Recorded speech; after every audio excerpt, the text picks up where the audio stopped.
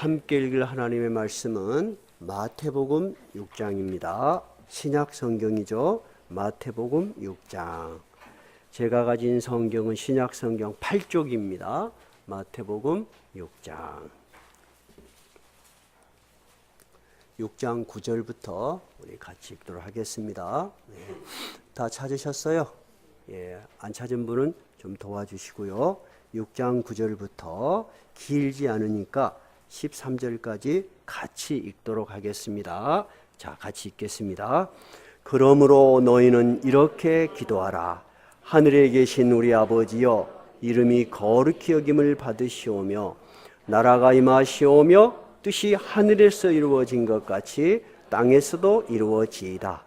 오늘 우리에게 일용할 양식을 주시옵고 우리가 우리에게 죄 지은 자를 사하여 준 것 같이 우리 죄를 사하여 주시옵고 우리를 시험에 들게 하지 마시옵고 다만 악에서 구하시옵소서. 나라와 권세와 영광이 아버지께 영원히 싸움나이다. 아멘. 저희 교회는 구약 성경을 2번, 신약 성경을 2번, 그리고 특별한 설교, 주기도문을 2번 그렇게 돌아가면서 설교를 하는데요. 오늘은 주기도문을 강의할 시간이 되었네요. 우리가 기도라고 하면은 이런 생각을 합니다. 내 마음의 소원을 누군가한테 말을 하는 것, 그것을 보통 기도로 생각해요. 그러면 기도해라 그러면 뭐 또 해주시고 뭐 또 해주시고 그렇게 기도해요. 그것이 일반적인 기도지요. 또는 기도를 해라 그러면 내 마음에 있는 생각을 표현하는 것을 기도라고 생각해요. 교회를 얼마 안 다니신 분들에게 기도를 한번 해보십시오. 그러면 의외로 매우 당황해합니다. 쉬운 것 같아도 여러분 기도가 쉽지 않습니다. 그렇죠? 그리고 교회를 오래 다닌 사람은 주기도문 그럼 어떻게 이해를 합니까? 예배 끝나면 끝나는 기도 이런 정도로만 이해를 해요. 근데 주님께서는 제자들에게 이 기도를 가르치면서 기도가 얼마나 본질적이고 신앙의 본질적인 것이고 깊이가 있는가를 우리에게 먼저 가르쳤었어요. 이 기도는 누가 누구에게 가르친 기도라고요? 예수님께서 누구에게요? 제자들에게. 제자란 건 뭐예요, 여러분? 그 스승을 따라서 배우고 가르침을 받고 죽을 때까지 그 길을 따라가는 사람이 주의 제자들이에요. 그러면 여러분은 기도를 드릴 때 이 주기도문의 깊은 뜻을 이해해야만이 본질적인 기도를 할 수 있어요. 그렇지 않으면 내식의 기도예요. 그래서 주님께서 9절 그러므로 너희는 이렇게 기도하라 하는 이야기는 이 기도를 외워서 하라는 것이 아니고 이 기도의 본질을 잘 이해하라고 하는 것입니다. 첫째, 기도를 할 때 우리는 제일 먼저 기억해야 될 것이 내 소원을 이루어 주십시오 하는 나의 요구를 주장을 먼저 하는 것은 기도의 한 요소지만은 가장 우리가 먼저 생각해야 될 부분이 아닙니다. 첫째, 제일 먼저 생각해야 될 게 뭐라 그랬어요? 이 기도를 들으시는 분이 있다라는 사실입니다. 이 기도를 들으시는 분이 있다라는 생각을 하지 못하면 이 기도는 자기 혼자 하는 자기의 감상이고 자기의 고백일 뿐이에요. 근데 예수님께서는 이 기도를 들으시는 분이 분명히 있다는 것입니다. 근데 그분이 누구시더라고요? 하늘에 계신 우리 아버지시여. 그분 하늘에 계신다는 것은 전능하신 분이라고 말입니다. 인간의 생각과 이성과 지혜에 넘어 계신 초월자이신 그분이 너의 기도를 들으시는데 그분은 누구시다? 너의 아버지다라는 것입니다. 여러분, 우리 청년들이 여기 있는데 부모에게 가서 무슨 어렸을 때부터 지금까지 쭉 자라나면서 아버지가 무서운 사람 한번 손 들어봐. 4명 중에서 아버지가 무서운 사람.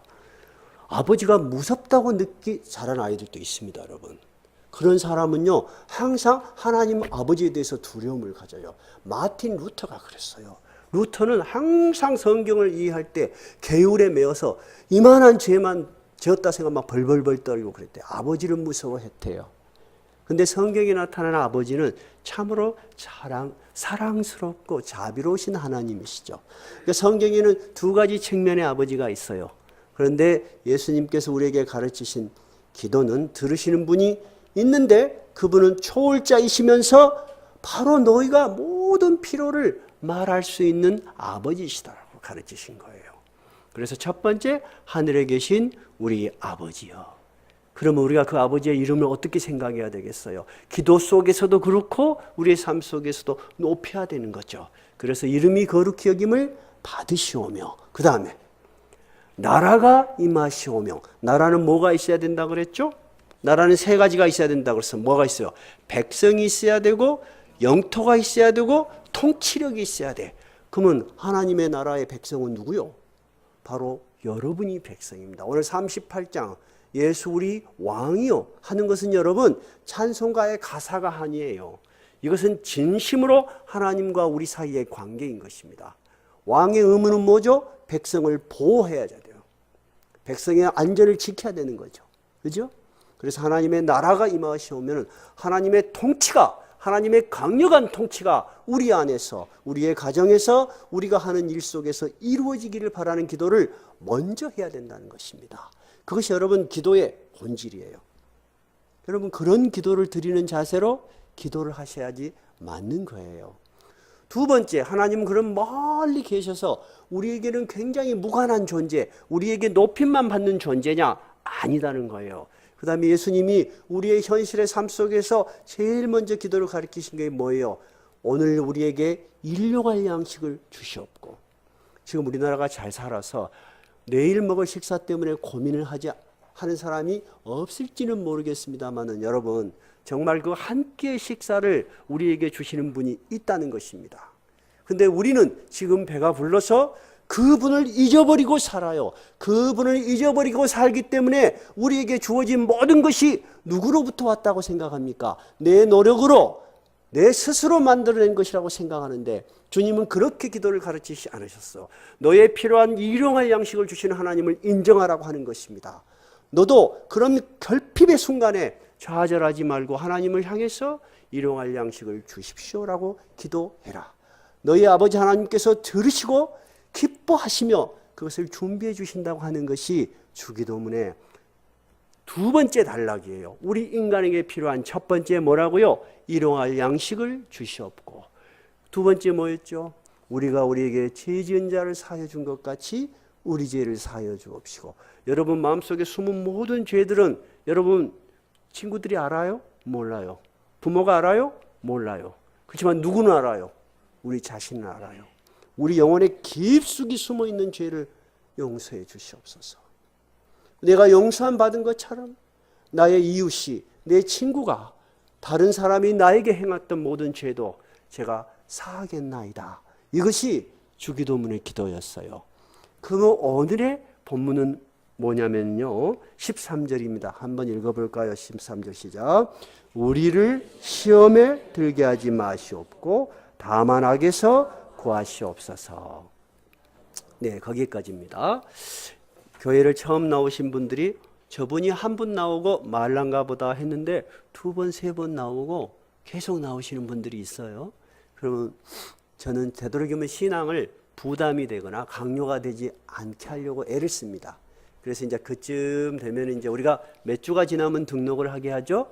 4주. 왜냐하면 편하게 다녀보시도록. 그리고 우리 교인들도 이분이 우리 교회에 잘 맞는 분인지 아니면 잘 가르쳐서 교인이 돼야 돼요.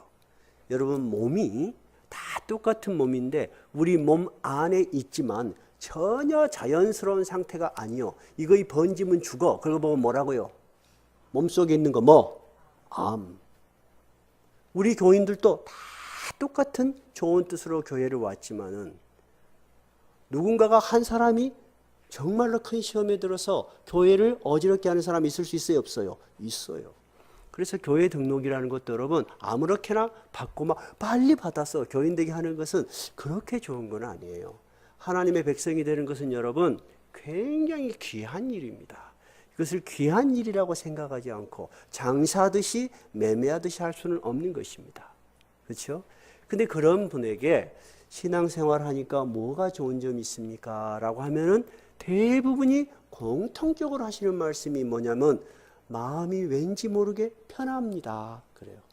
여러분 그런 감정이 있으세요? 없으세요? 있어요. 근데 그분들이 왜 신앙생활을 하다가 그만둘까요? 마음이 편하고 설교를 들으면 영혼이 맑아지는 느낌이 분명히 있죠. 정말 이 세상에서 느낄 수 없는 영혼의 평안함과 고요함이 있어요. 그런데 왜 계속 신앙생활을 못 하죠?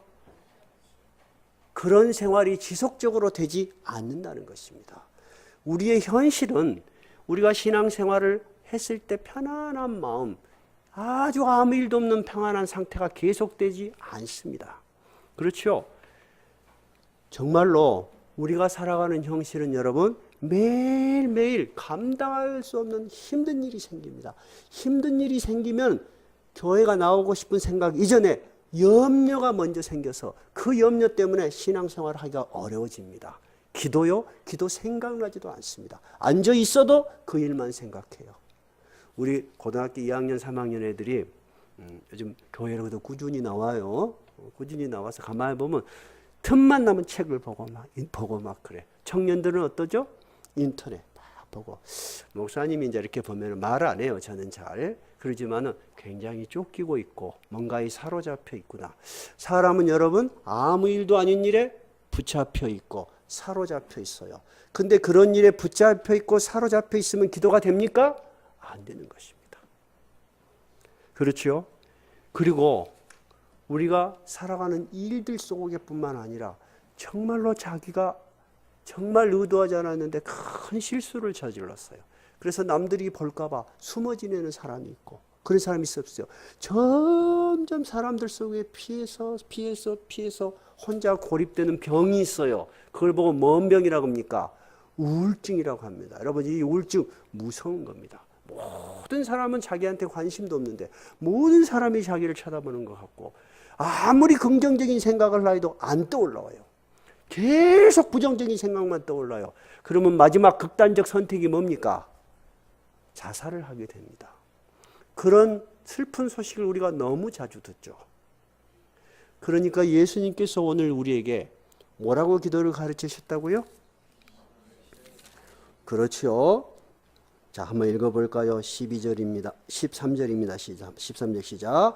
우리를 시험에 들게 하지 마시옵고 다만 악에서 구하시옵소서.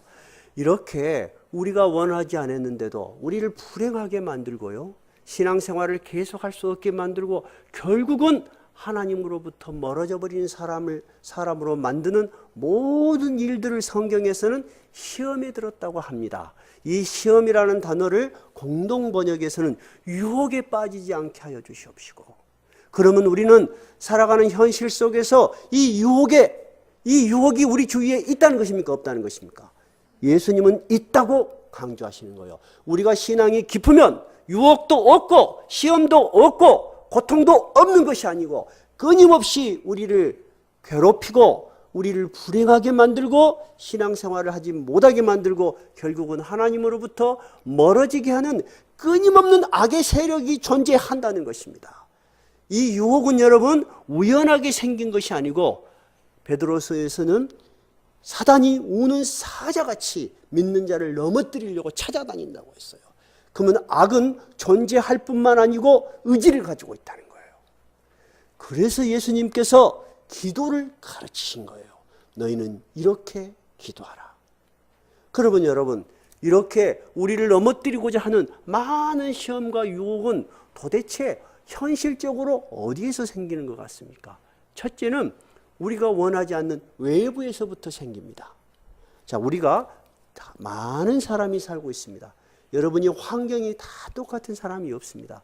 어떤 사람은 부모를 그래도 걱정 없이 키울 수 있는 부모를 만나서 편안하게 유년 시절을 보낸 사람이 있지만 여러분 다 그런 가정이 있습니까? 없습니다. 그렇죠? 어려운 가정에 태어날 수도 있고 또 부모가 빨리 돌아가실 수도 있고 이 환경이 우리가 어렸을 때부터 우리에게 주어지는 시험이에요. 이것을 이긴다는 거 쉽지 않아요.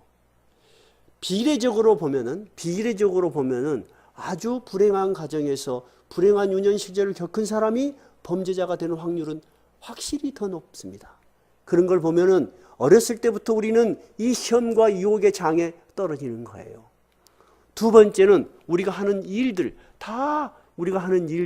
즐겁고 밥 먹고 살자고 하는 일들인데 이 일들이 쉬운 일입니까 여러분? 쉬운 일이 아니요. 정말 어쩔 때는 때려치고 싶고 그렇죠? 상사하고 부딪힘, 아랫사람하고 부딪힘, 생각지 않는 분란, 이런 모든 직장 생활에 대해서 여러분 다 직장 생활 해보셨잖아요. 그래서 항상 우리가 공무원 하신 분들이 제일 편하다고 생각해요. 그래서 공무원은 철밥통이다 뭐 그런데 여기 공무원 하신 분들한테 물어보니까 어떻대요? 안 다니고 싶다잖아요. 여러분 모든 직장에서 생기는 일들, 일 속에서 생기는 자존심 상하는 거, 분노, 그 다음에 절망감, 이런 것들을 우리는 경험하고 사는 거예요. 근데 이런 것들을 잘 조절해내고 잘 소화해내지 못하면 어때요? 정말로 말할 수 없는 불행의 늪에 빠지는 거예요. 세 번째는 인간관계예요. 인간관계. 여러분 제일 가까운 인간관계가 누구요? 바로 부부요. 제일 많이 싸우는 사람이 누구요? 부부요. 제일 가까운 인간관계에서 생기는 상처, 이런 것들은 여러분 평생을 가는 것입니다. 힘든 거예요. 그러고 보니까 나를 빼고 주변에서 생기는 일도 결코 만만치 않습니다. 이런 일들을 당할 때 우리는 어떻게 해야 될까요? 분노하고 좌절하고 어떻게 하면 복수를 해야 될지 그거 생각하지 말라고 하는 것입니다. 주님께서 가르치신 기도는 뭐였어요? 우리를 시험에 들게 하지 마옵시고. 두 번째, 그래서 우리가 감당할 수 없는 악에 빠지지 않도록, 그 다음에 어디서 구해 주시라고요? 악에서 구해 주시옵소서. 여러분 그 기도를 먼저 드리는 것이 주의 제자예요. 그런데 우리는 어때요? 기도는 잊어버리고 분노는 앞서는 거예요. 그러니까 여러분 주님께서 가르치신 기도가 얼마나 현실적인 기도입니까? 결코 이 기도가 추상적이거나 멋있는 기도가 아니라는 거예요. 우리에게 절실한 매일매일에 필요한 영혼의 양식이라는 것입니다. 그러면 내 주변의 일들이 굉장히 좋으면은 우리는 이런 시험에 들지 않을까요? 아닙니다. 두 번째는 우리 밖에 있는 일들이 우리를 괴롭히는 것이 먼저라면은 그보다 더 본질적인 것이 있어요. 그보다 더 본질적인 것이 뭐죠? 우리 영혼의 상태예요. 바리새인과 서기관들이 예수님과 그의 제자들을 굉장히 질투를 했습니다. 근데 그들이 하는 일이 옳고 그들이 하는 능력이 놀라워 사람들이 막 추종하고 따르니까 험을 잡을 게 없었어요. 그런데 험 잡을 일이 하나 생겼어요. 이 유대의 전통에 의하면 음식을 먹을 때, 떡을 먹을 때는 꼭 손을 씻고 먹게 되어 있습니다. 지금의 위생관념이 아니에요. 그들은 나쁜 것, 죄악된 사람, 죄악된 것을 만지고 그리고 안 씻고 먹으면 악이 들어간다고 생각을 한 종교적 어떤 의식이었어요. 근데 주님의 제자들은 손도 안 씻고 빵을 먹더란 말입니다. 저렇게 무례하고 불결한 놈들을 봤나. 그래서 예수님에게 항의를 했습니다. 마태복음에 있는 이야기예요. 왜 예수여 당신의 제자들은 음식을 먹을 때, 빵을 먹을 때 우리 장로들이, 우리 종교 지도자들이 우리에게 가르쳐준 대로 손을 씻지 않고 빵을 먹습니까? 그렇게 예수님께 질문 겸 비난을 했어요. 그런데 예수님께서 하신 말씀이 뭐였어요? 밖에서 입으로 들어가는 것이 더러운 것이 아니고 입에서 나오는 것이 더럽다. 왜 그렇냐면 입에서 나오는 것은 너희 마음속에서 나오는 건데 너희의 마음속에 뭐가 있는가 잘 봐라는 거예요. 악한 생각, 죽이고 싶은 미운 마음, 간음, 음란, 남의 것을 슬쩍 가져가고 싶은 도둑질, 남을 비방하고 시기하는 것들, 그런 것들이 너희 마음속에 있다는 것은 왜 보지 못하고 입에서 들어가는 것에 너희들은 신경을 쓰느냐. 오히려 너희의 마음속에 깊이 숨어있는 죄성을 바라고 하는 것입니다. 그러면 여러분 결국은 우리가 시험에 빠지는 원인은 밖에서 있는 것보다는 그것을 이해하고 그것을 소화하는 우리 영혼의 상태에 있다는 것입니다. 근데 여러분 한번 생각해 보세요. 여러분 지금 마음속에 무슨 일을 당할 때 그래 하나님께 먼저 기도해야지. 내가 악한 시험에 들었구나. 아니야. 내가 이 시험에 빠지면 안 돼. 그렇게 기도하신 일이 있으세요? 없어. 잘하면 어찌냐? 참아야지. 씩씩거리고 막 코에서 김이 나나. 부부싸움도 보면요. 둘이가 나의 잘못을 생각하기보다는 참아야지 하고 막 참아요. 그러면 얼굴이 굳어지고 상대가 봤을 때는 잊혀지지 않을 정도로 강한 충격을 받아요. 그렇게 해서 결국은 같이 살기 힘들어지는 거예요. 그것은 용서가 아니라고 했죠. 용서는 뭐라 그랬죠? 내가 용서받은 것처럼 내가 얼마나 나쁜 사람이었는지, 내가 얼마나 약하고 악한 사람이었는지를 기억하는 것에서부터 시작하는 거예요. 그러므로 상대도 나와 똑같은 사람일 것이라고 생각해 주는 거예요. 그죠? 두 번째는 우리 마음속에 있는 영혼의 상태, 본성이 우리가 약해. 하나님께 기도하지 않으면 유혹과 시험에 넘어질 수밖에 없는 존재라 그 말이에요. 그래서 청년들이 교회를 나오다가 안 나오면 목사님은 저 청년이 왜 교회 안 나오지? 우리 교회에서 신자가 한 명 떨어졌네 하는 것으로 걱정하지 않아요. 기도하지 않는 그 상태에 끊임없는 시험이 찾아올 것이고 그는 그 시험에 발목이 묶여 있어요. 일어서지 못해요, 여러분. 그때 부모들이 기도해주고 격려해주는 것이 큰 힘이 되는 거죠. 우리 준영이 엄마 여기 와 계시는데 준영이 엄마는 아들들이 먼저 왔어요. 그래서 신앙생활에서 거꾸로 이제 3년이 엄마가 왔는데 요즘 아들들이 안 나와. 근데 엄마까지 지금 신앙생활을 안 했다면 어떻게 될까요? 아들이 과연 나올 수 있었을까요? 못 나와요. 그래서 제가 준영이 엄마를 전도한 거예요. 이 집에는 우리 주님이 꼭 필요합니다. 여러분, 이 크리스찬이 된다는 것은 정말 놀라운 축복이에요. 여러분이 주님을 몰랐다면 하나님을 향해서 이런 기도 드릴 수 있나요? 드릴 수 없습니다. 그래서 주님이 가르치신 기도는 여러분 굉장히 깊은 거예요. 그래서 우리가 살아가는 현실에서 우리같이 약하고 우리같이 본성적으로 악한 사람이 밖에서 유혹이 넘어오면 어떻겠습니까? 금방 넘어가 버려요. 분노가 치면 어때요? 참을 수는 있을지 모르지만 용서할 수 없어요. 그래서 점점 냉각되고 다음에는 그 쌓였던 악이 터지는 거예요. 그러면 그 결과는 어떻습니까? 좋습니까? 결코 좋지 않은데 우리는 참을 수가 없어요. 그죠? 그래서 주님께서 우리에게 가르치신 기도 13절 뭐였다고요? 우리를 시험에 들게 하지 마시옵고 다만 악에서 구하여 주시옵소서. 이 기도는 여러분 매일매일 순간순간 여러분이 내가 이 유혹이라고 생각했을 때 내한테 일어난 생각이 옳지 않다고 생각할 때 바로 엎드려서 드려야 되는 기도예요. 자녀들하고 여러분 대화하기 쉬워요? 결코 쉽지 않습니다. 대화를 하는 순간을 포착하기도 어렵고요. 시작할 때부터 대화하기가 어려워요. 다 아버지가 이야기하려면 아버지 말씀하십시오. 제가 듣겠습니다. 그런 자식이 있어요? 아 됐어요. 이럴 때부터 머리가 화가 팍 나는 거죠. 나는 이 이야기를 하기 위해서 3일을 생각하고 했는데 그놈은 반응이 어때요? 아 됐어요. 이렇게 나와보면 성질부터 나는 거죠.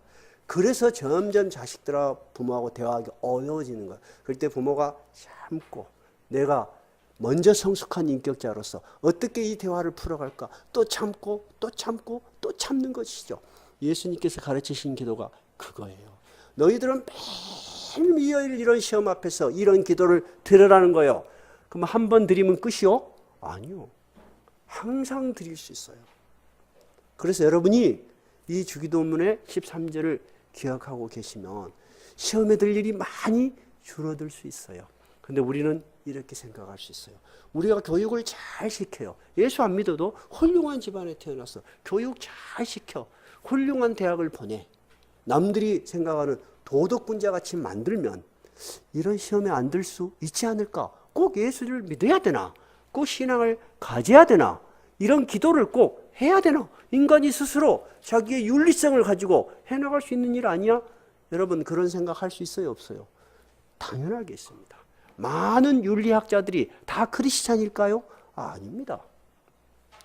많은 철학자들이 다 크리스찬일까요? 아닙니다. 그 말은 뭔 말이죠? 우리의 이성으로, 지성으로 충분히 그 정도 우리는 커버할 수 있다고 생각하는 거예요. 그것을 바로 우리는 교만이라고 하는 것입니다. 교만이라는 것은 내가 너보다 잘났어 하는 구체적인 인간관계에서 어떤 좀 보기 싫은 태도를 이야기하는 것이 아니고 근본적으로 하나님 없이도 내가 스스로 설 수 있다고 생각하는 그 생각이 하나님에 대한 도전입니다. 그런 사람은 여러분 이런 기도를 드릴 수 있을까요? 없어요. 절대 없습니다. 내가 인정하지 않는 하나님께 어떻게 이런 기도를 드릴 수 있겠습니까? 우리가 구약 성경 중에서 이스라엘의 역사 속에서 가장 존경받는 왕이 있었습니다. 그 왕의 이름이 누굽니까? 다윗 왕입니다. 우리가 시편 시편 1편부터 150편까지 있어요. 많은 크리스찬들이 시편을 많이 외워요. 여러분이 잘 아는 시편 23편 3절 23편 여호와는 나의 목자시니 내게 부족함이 없으리로다. 그가 나를 푸른 초장으로 인도하시며. 아는 사람 한번 손 들어보세요. 그 시편 아는 사람 한번 손 들어보세요. 네, 많이들 아시죠? 우리 청년들도 알지? 네, 근데 이제 청년 손 들으라니까 괜히 좀 그렇죠. 이 시편 23편을 쓴 사람이 누구예요? 다윗 왕입니다. 시편 150편 중에서 74편 정확하게 절반을 다윗 왕이 썼어요. 그 말은 그 사람은 항상 영혼의 하나님을 찬양하며 하나님을 높이던 사람이에요. 근데 이 사람은 목동이었습니다. 7형제 중에 막내 또는 8형제 중에 막내라고 성경학자들은 보고 있고 성경에도 그렇게 나와 있는데 그냥 막내 중에 제일 꼬맹이 목동이었어. 우리가 생각할 때는 목동은 멋있게 이해를 많이 해요. 양을 깨끗하게 우리는 생각을 해요. 왜냐 그림의 양이 어떻게 생겼어요? 하얗게 생겼건데요. 이스라엘에 가서 보니까 양이 누래요. 이것들은 털 깎을 때까지는 맨날 며칠 초원을 함께 누래. 목동들은 거의 옷차림이 거지 옷차림입니다. 야영을 합니다, 여러분. 2개월이고 3개월이고 풀밭을 매일 돌아다니는 애들이 무슨 너무 그 낭만적인 목동이겠습니까? 이 양치는 목동을 하나님께서 기름을 부으셔서 이스라엘 왕으로 삼으셨어요. 그러면서 하시는 말씀이 내 마음에 합한 자다. 내 마음에 딱 든다는 것입니다. 누구라고요? 내 마음에 어쩐다고요? 합한 자다. 칭찬 받았어요? 안 받았어요? 받았어요. 근데 이 다윗 왕이 정말로 믿음과 지혜와 용기가 뛰어나서 이스라엘을 튼튼한 나라로 만들었습니다. 그래서 이제 이스라엘 왕궁이 제대로 딱 섰습니다. 근데 이제 얼마나 왕궁이 튼튼하게 섰냐면 전쟁을 하러 가는데 왕은 나가지 않아도 돼. 그냥 지키고 있고 왕궁에서 한가하니 거닐고 있고 장수들은 전부 나가서 싸우는 거예요. 그런데 하루는 이 다윗 왕이 밤이 되었어요. 이제 자다가 성경에 보니까 침상에서 일어났다. 그러니까 뒹굴뒹굴 어떤 모양이에요. 그러다 밤이 되니까 꼭 집에서 할 일 없는 놈들이 낮에 자요. 그리고 저녁에 또 일어나. 하고 밤새 뭘 해.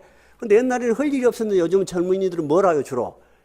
인터넷 컴퓨터. 밤새 밤낮이 바뀌어 이게. 어쨌든 이 다윗 왕이 한가하다 밤에 나와서 옥상에 올라가서 궁전 옥상에. 제가 이스라엘을 가보니까 예루살렘이 굉장히 해발이 높습니다. 가파른 지역에 예루살렘 성이 있어요.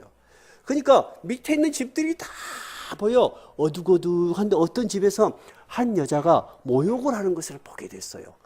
여러분도 우연히 살다 보면 이러저러한 일들에 노출이 돼요. 근데 다윗 왕이 거기까지만 했으면 좋겠는데 뭐라고 알아봤고요.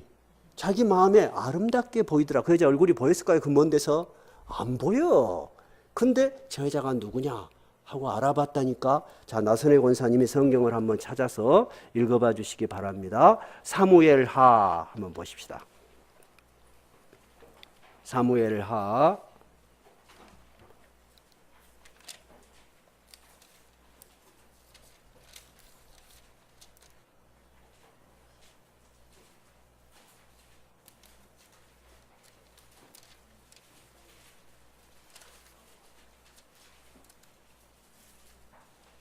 사무엘하 11장. 자, 사무엘상 11장을 딱 찾아놓고 제가 이제 읽으라 할 것입니다.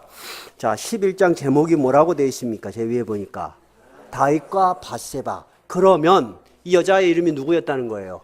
밧세바였다는 거예요. 밧세바. 그래서 이 여자가 누구니 알아봐라 그랬다는 것입니다. 그래서 알아보러 간 사람이 다윗 왕, 그 여자는 지금 전쟁에 나가 있는 햇사람 우리아라는 장수의 아내 밧세바라고 합니다. 그러면은 다윗 왕이 그래? 그리고 잊어버렸어야 돼요. 근데 전쟁을 하고 있으니까 이 여자의 남편이 있어 없어? 없거든. 그러니까 은밀히 불러들였어. 그럼 여자는 아무것도 모르고 갔을 거 아닙니까? 그 당시 왕은 절대 권력을 가진 사람이요. 가서 갔는데 여자와 동침을 하고 집에 보냈어. 이걸 아는 사람은 아무도 없어요. 근데 밧세바에게 소식이 왔습니다. 아마 한두 달 지났을 거예요. 왜냐하면 전쟁은 굉장히 장기적으로 하거든요. 옛날엔 큰 성을 둘러싸고 전투를 하기 때문에. 그런데 임신이 됐다는 것입니다. 여러분이 그런 일을 당했다고 생각해 봐요. 그럼 어떠죠? 이거 깝깝한 노릇 아니요. 현실이야. 성경은 여러분, 제가 늘 이야기했죠. 성경은 없는 멋있는 사실을 적어서 신앙인이 되게 만드는 책이 아니라니까요. 있는 사실 속에서 하나님이 우리와 어떻게 함께 하시는지에 대한 기록이에요. 여러분, 다윗 왕을 나쁜 놈이라고 하지만 여러분 한번 생각을 해봐요. 여러분 어떠실래요? 우리 남자들, 우리 황재영 집사님, 황재영 집사님 그런 일을 했어. 그래갖고 나선의 권사는 모르고 있는데 애기가 뱄어. 이제 어떻게 할라요? 이게 현대 드라마만 있는 게 아니에요. 다이당 그러니까 나하고는 관계없는 일 같은데 안 그래요. 우리 남자들 얼마나 그런 유혹이 많습니까? 나는 마누라 지금 하나밖에 없어. 그거 다행이요. 그렇게 되기 쉽지 않소. 강 집사님 어떻게 했으면 좋겠어? 강 집사님은 지혜가 많아서 이 다윗보다도 더 교묘하게 일을 잘 처리했을 거야. 다윗도 굉장히 교묘하게 일을 생각했어요. 이것은 뒤로 물러날 수가 없는 일이야. 이거 큰일 나겠거든. 그러니까 전쟁터에 편지를 보냈어. 전쟁의 총지휘하는 장수가 요압이요.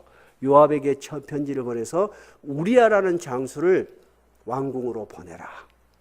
우리아는 뭣도 모르고 온 거예요. 그러니까 왕이 정말 너가 고생한다고 하더라. 열심히 싸워줘서 고맙다 하고 음식을 대접하고 내가 너의 수고를 아노니 너는 오늘 저녁에 집에 가서 발을 씻고 집에서 쉬어라. 발을 씻고 그 말은 뭔 말이죠?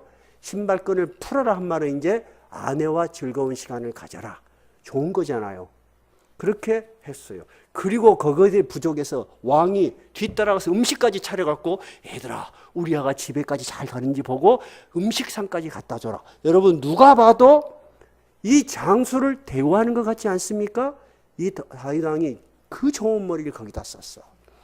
그런데 이 우리아라는 장수가 얼마나 충직한 장수냐면은 알았습니다 해놓고 고맙습니다 하고 나가다가 집에를 안 가고 왕궁 밖에서 자기 부하들하고 자버린 거예요. 이거 깎아불 노릇다니요. 이놈이 집에를 가야 되는데. 그래서 왕이 속이 다 죽겠는 거예요.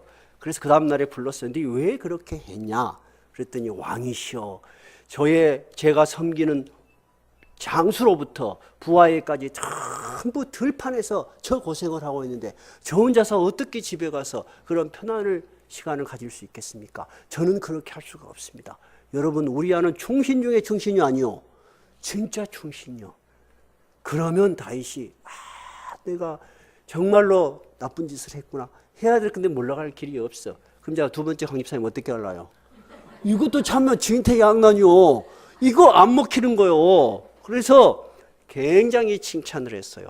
그리고 이번에는 술을 진탕 먹였습니다. 그래 알았다. 그러면 술을 진탕 먹이고 다시 집으로 보냈는데도 안 들어가는 거예요 이놈이. 그래서 할 수 없이 전쟁터를 보냈는데 우리아의 손에 밀서를 보냈어요. 이 밀서는 요압 장군에게 전하라. 근데 요압 장군이 딱 보니까 내용이 뭐였어요? 너는 전쟁이 나면은 우리아를 가장 치열한 전투에 앞장 세우고 여기까지는 괜찮아요. 너희는 뒤로 물러나서 그로 죽게 하라. 살인을 공모한 거예요. 근데 이 공모자가 누구요? 그러면 딱 아는 사람은 누구죠? 요압 장군은. 이것이 이상한 일이란 걸 안 거예요. 그래서 요압 장군이 그 성을 지금 포위하고 있는 성을 둘러보니까 가장 강력한 놈들이 있는 군대 그 데다가 우리아를 배치를 해요. 그리고 돌격해요. 전쟁이 났으니까. 앞으로 가라니까 가는 거죠. 그러면 전부 화살을 쏠 거 아닙니까? 그래서 우리아가 죽었어요. 그래서 요압이 편지를 밀서를 썼습니다. 그래서 전령에게 보냈습니다. 자, 그러면은 우리가 이렇게 해서 이렇게 전투를 했습니다. 네가 말을 해라. 그러면 틀림없이 다윗 왕께서 너희들이 미련하게 왜 그렇게 성 가까이까지 갔느냐? 그들이 활도 싸고 돌도 싸서 죽을 수도 있지 않냐? 그렇게 말을 할 것이다.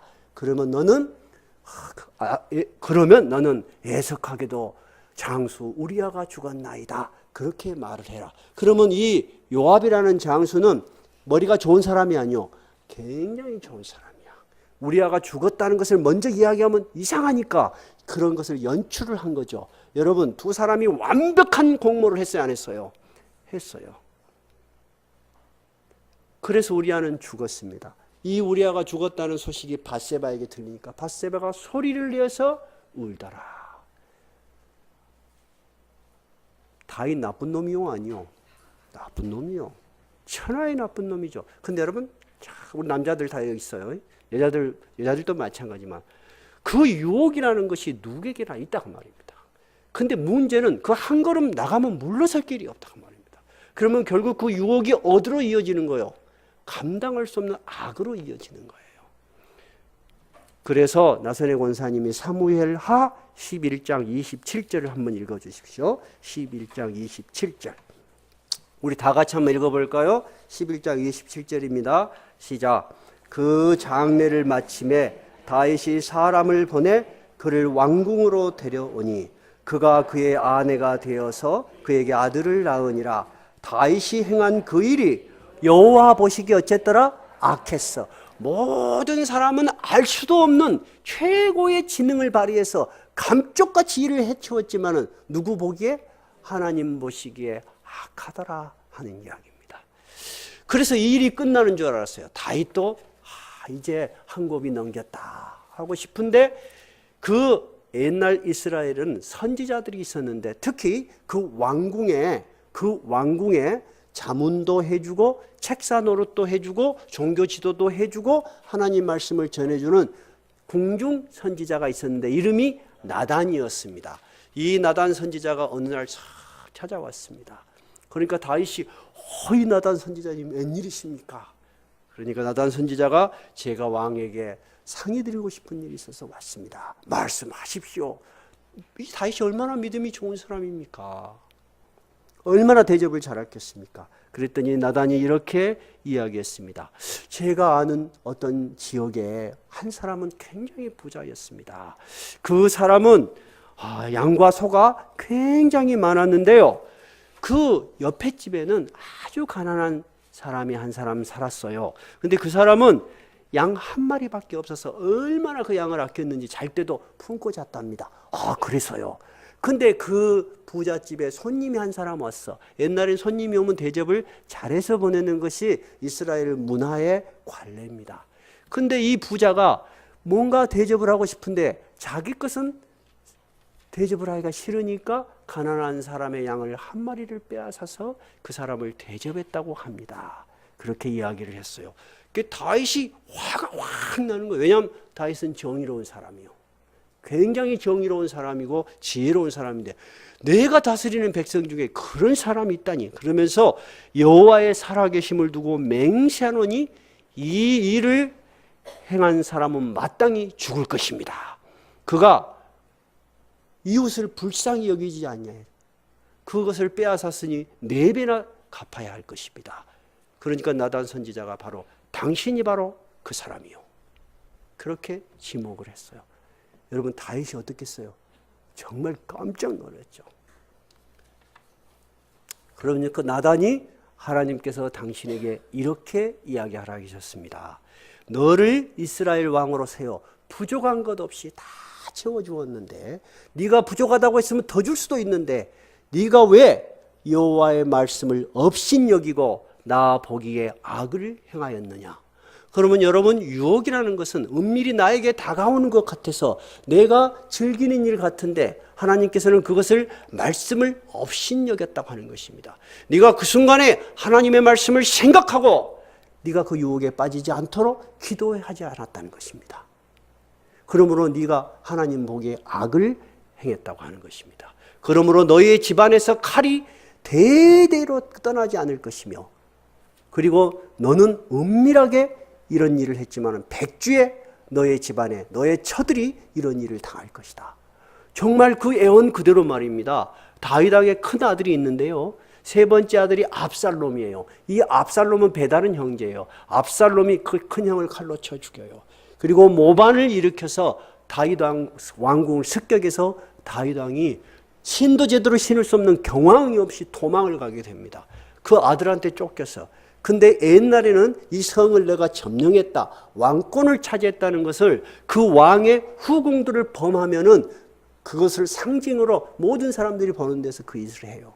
그러니까 이 압살롬이 자기 아버지의 후궁들을 백주의 성에서 모든 보이는 높은 곳에서 그 일을 행해요. 그럼 여호와의 말씀이 응한 거예요, 응하지 않은 거예요? 응하신 거라는 거예요. 그리고 나단이 떠나면서 당신이 낳은 그 아들이 죽을 것이다. 근데 정말 아이가 태어났는데 피실피실 흐르는 거예요. 의사가 살 소망이 없다는 거예요. 다윗이 7일 동안을 눈물로 무릎을 꿇고 기도했는데 결국 죽습니다. 그러니까 여러분, 우리에게 있는 유혹이라는 것은 정말로 우리의 윤리나 우리의 지성이나 우리의 의지로 감당할 수 없는 일들이 우리에게 있다는 거예요. 거꾸로 말하자면 우리는 그 모든 것에서 나를 지킬 수 있는 그렇게 대단한 존재들이 아니다라는 것입니다. 그러면 주님께서 오늘 우리에게 가르치신 기도, 시험에 들게 하지 마시옵시고 다만 악에서 구하시옵소서 하는 말은 뭐예요? 우리 스스로 그러한 일을 이길 수 있는 힘이 있다는 것입니까? 없다는 것입니까? 없다는 것을 네가 인정해라는 것입니다. 인정하고 더 높으신 하나님으로부터 그런 힘이 너에게 주어지도록 너는 기도하라 하는 이야기입니다. 오늘 다윗 왕뿐만이 아니죠. 우리가 현대 사회에는 더 많은 유혹들이 있습니다. 정말 우리가 젊었을 때는, 어렸을 때는 생각해 볼 수 없는 인터넷의 발달로 인해서 청년, 청소년, 아주 어린 아이들까지 무방비 상태로 모든 문화에 노출되어 있어요. 여러분, 주님의 기도를 가르치시지 아니고, 주님의 기도를 가르치시지 않고 이들이 과연 바르게 살기를 어떻게 여러분 기대할 수 있겠습니까? 저는 정말로 쉬운 일이 아니라고 봐요. 근데 우리 부모들 기대는 뭐예요? 지가 직장 잘 들어가서 지 먹고 살면 된다. 이것이 전부 아니요? 전부요. 부모들이 직장 들어가요, 좀 어려워. 그렇잖아요. 근데 그 이후에 그 애가 어른이 되어서 감당할 수 없는 악에 빠져서 허우적거리고 나오지 못하는 그 비참한 상태로 빠질 수 있다는 것도 여러분 기억하셔야 되는 거예요. 근데 당장에 먹고 살기도 힘들고 취업도 눈앞에, 취업도 안 돼 있는 친구들에게 그런 말을 하면 그 말이 들어오겠어요? 안 들어와요. 인간은 매일매일 현실에 당한 문제가 급하지 영혼의 깊은 상태에 있는 문제는 별로 크게 생각 안 해요. 여러분 그래요, 안 그래요? 그래요. 근데 제가 인생을 살아보니까 인생의 마지막은 내가 얼마나 많은 것을 가졌냐가 중요한 게 아니고요. 많은 것을 가졌지만은 무너지는 사람을 너무 많이 봤습니다. 비참하게 인생을 끝나는 사람 너무 많이 봤습니다.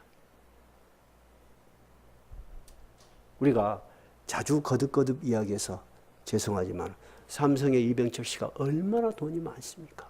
그죠? 어마어마하게 돈이 많죠. 근데 그분이 죽을 때 첫 번째 제일 내 인생에 궁금한 그 1번이 뭐였다고요? 신이 있다는데 과연 왜 그 신이 그 존재를 우리가 알 수가 없냐? 우리는 너무나 잘 아는 하나님을 그는 그렇게 많은 돈을 가지고 한국의 경제의 토대를 놓을 수만큼 지혜, 능력 있는 사람이었지만 알 수 없었다는 거예요. 지금 이건희 씨가 그 부를 다 물려받았죠. 지금 이건희 씨는 어디에 있어요? 지금 2년째 거의 무의식 상태로 누워 있어요. 좀 남의 집 이야기에서 뭐하지만 형제들 간의 분쟁, 소송 끝이 없잖아요. 인간은 없는 것은 갖고 싶어 해요. 그것은 우리가 인정할 수밖에 없는 욕구지만 우리 안에 은밀한 유혹들, 그래서 우리를 결국은 넘어뜨려서 일어나게 하지 못하는 죄가 우리 주위에 있다는 것입니까? 없다는 것입니까? 있다는 것입니다. 그때 우리가 기억해야 될 일이 뭐라고요? 기도입니다.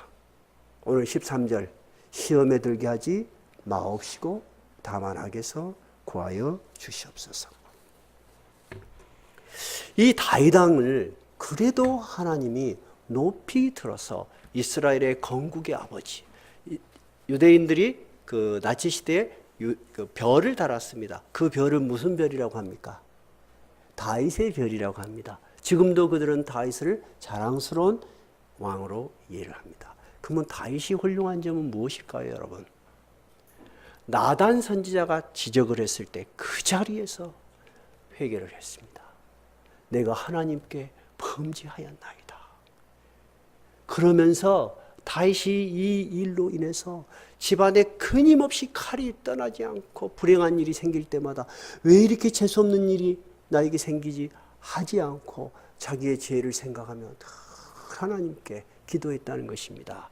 그것이 시편 51편의 기도입니다. 우리가 다윗이 그 일들을 통해서 그 뒤에 많은 긴 인생을 어떻게 하나님 앞에 바르게 살았나 한번 살펴봅시다. 시편 51편입니다.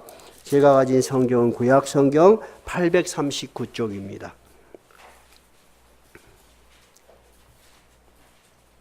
자, 시편 51편입니다. 시편 51편. 한번 같이 쭉 읽어보십시다. 13절까지 한번 읽어봅시다. 다 찾으셨어요? 제가 가진 성경은 839쪽입니다. 51편. 자, 같이 읽겠습니다. 시작. 하나님이여 주의 인자를 따라 내게 은혜를 베푸시며 주의 많은 긍휼을 따라 내 죄악을 지워주소서. 나의 죄악을 맑게 씻기시며 나의 죄를 깨끗이 제하소서. 무릇 나는 내 죄가를 아오니 내 죄가 항상 내 앞에 있나이다. 내가 주께만 범죄하여 주의 목전에 악을 행하였사오니 주께서 말씀하실 때에 의로우시다 하고 주께서 심판하실 때에 순전하시다 하리이다. 내가 죄악 중에서 출생하였으며 어머니가 죄 중에서 나를 잉태하였나이다. 보소서 주께서는 중심이 진실하심을 원하시오니 내게 지혜를 은밀히 가르치시리이다. 우슬초로 나를 정결하게 하소서. 내가 정하리이다. 나의 죄를 씻어주소서. 내가 눈보다 희리이다. 내게 즐겁고 기쁜 소리를 들려주시사 주께서 꺾으신 뼈들도 즐거워하게 하소서. 주의 얼굴을 내 죄에서 돌이키시고 내 모든 죄악을 지워주소서. 하나님이여 내 속에 정한 마음을 창조하시고 내 안에 정직한 영을 새롭게 하소서. 나를 주 앞에서 쫓아내지 마시며 주의 성령을 내게서 거두지 마소서. 저의 구원의 즐거움을 내게 회복시켜 주시고 자원하는 심령을 주사 나를 붙들어 주옵소서. 그리하면 내가 범죄자에게 주의 도를 가르치리니 죄인들이 주께 돌아오리다. 다윗은 이런 기도를 했어요. 자기가 굉장히 믿음이 있다고 생각하고 하나님을 따라서 정말 신앙생활을 잘한다고 생각했지만 이제 보니 어머니가 내 죄 중에서 나를 잉태하였나이다, 나를 낳았나이다 하는 말은 내 마음속에는 나도 모르는 깊은 죄악이 있는 것을 이제야 고백하나이다 하는 이야기예요. 그런데 내가 정말 씻을 수 없는 죄를 졌어요. 여러분, 숭성스러운 부활을 미워하거나 쫓아낼 수는 있지만 여러분, 죽이는 현장까지 가는 사람이 몇 사람이나 있겠습니까? 우리 중에 죄를 진다고 해서 다윗만큼 이렇게 가증스러운 죄를 질 사람이 과연 몇이나 있겠습니까? 근데 이 다윗이 어떤 사람이었다고요? 시편의 절반을 진 신앙인이었다고 말입니다. 예수님께서 주의 제자들에게 오늘 가르치신 기도는 모든 사람에게 하신 이야기가 아니고 주의 제자들에게 가르치신 기도예요.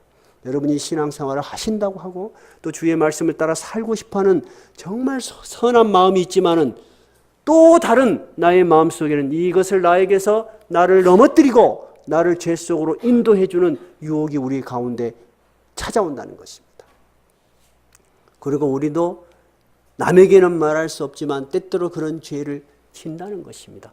그러나 분명한 것은 그 죄 속에서 여러분 자포자기하고 포기하고 하나님을 멀리하는 자가 되면 가장 어리석은 자입니다. 다윗이 오늘 그것을 우리에게 보여줍니다.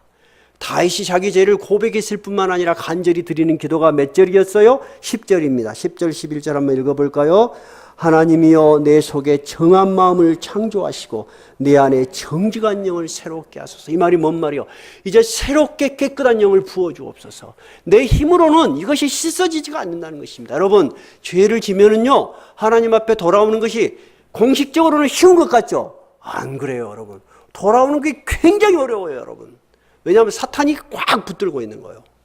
너 가지마, 너 가지마 하는 거예요. 근데 다윗은 무릎을 꿇고 내 안에 정직한 영을 새롭게 해주시라는 거예요. 그 다음에 11절 한번 해봅시다. 나를 주 앞에서 쫓아내지 마시고 주의 성령을 내게서 거두지 마소서. 그 말이 뭔 말이에요? 내 마음속에서 영이 사라져버려, 하나님의 성령이 사라져버리면 여러분 기도도 되지 않아요. 아무리 하려고 해도 안 돼요. 그럼 어떻게 되죠?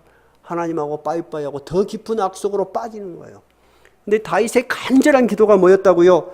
나를 주 앞에서 모르는 사람이라고 내치지 마시고 주의 성령을 다시 부어주라는 거예요. 그러면 여러분, 오늘 주님께서 여러분이 시험에 들 때마다 시험에 들지 말라고 하지 않은 거예요, 여러분. 그렇게 시험에 들지 말라고 가르치신 게 아니고 시험에 들거든 어떻게 하라고요? 기도하라고 하는 것입니다. 이해가 되셨어요? 시험에 들지 말게 하옵시고, 그리고 그것이 더 지나서 악에 빠졌거든 어떻게? 악에서 구하여 주시옵소서. 건져내 주시옵소서. 이걸 영어로는 딜리버리를 썼어요. 이게 뜻은 뭐냐면은 끄집어내어 주라는 것입니다. 내 힘으로는 빠져나올 수가 없다는 것입니다. 끄집어내어 주라는 것입니다. 여러분, 이 기도가 정말 구체적이고 현실적인 기도예요, 아니에요? 정말 구체적이고 현실적인 기도입니다. 그래서 우리가 항상 세상에 이러한 일을 당할 때 순간적으로 판단하지 마시고 내가 정말 유혹을 당하고 있는 것이 아닌가, 내가 먼저 기도했는가 생각해 보세요. 먼저 기도를 하거나 또는 찬송이 참 좋은 기도입니다. 찬송을 하시면요, 일단 모든 것이 막 이렇게 흥분됐다가 좀 가라앉으면서 모든 것이 제대로 보이기 시작해요. 하나님 우리에게 지성도 하나님이 주신 거예요. 감정도 하나님이 주신 거고 우리의 의지도 하나님이 주신 건데 사탄은 이 세 가지를 이용을 해요. 그죠? 우리 마음속에 참을 수 없는 분노를 통해서 이성을 마비시켜버리는 거예요. 그래서 해놓고 보니까 걷잡을 수 없는 일, 감당할 수 없는 일로 인생이 완전히 망가진 사람 여러분 매스컴에서 많이 봤죠? 근데 여러분도 그럴 수 있다는 것을 꼭 기억하셔야 됩니다. 에베소서 2장 1절에 보면은 이런 이야기가, 바울 사도는 에베소 교인들에게 이렇게 이야기했습니다. 전에는 너희들이 허물과 죄로 죽어버렸다 그랬어요. 옛날엔 너희들이 하나님을 알지 못하는 존재였어. 어두운 영이 사로잡고 있어서 도저히 하나님을 알지 못하는 존재였는데 예수 그리스도께서 너희들을 십자가의 보혈로 구원하사 하나님을 알게 하는 존재로 만들었다. 여러분, 오늘 주기도문은 하나님을 아는 자가 드리는 기도예요? 모르는 자가 드리는 기도예요? 아는 자가 드리는 기도예요. 여러분은 이런 기도를 하나님께 드릴 수 있는 귀한 은혜를 받은 사람이에요. 특권을 가진 사람입니다. 항상 이 기도를 드릴 때 여러분 감사하는 마음으로, 그리고 우리가 그렇게 약한 존재라는 것을 인정하면서 우리를 시험과 악에서 구원하시도록 기도하시기 바랍니다. 342장입니다.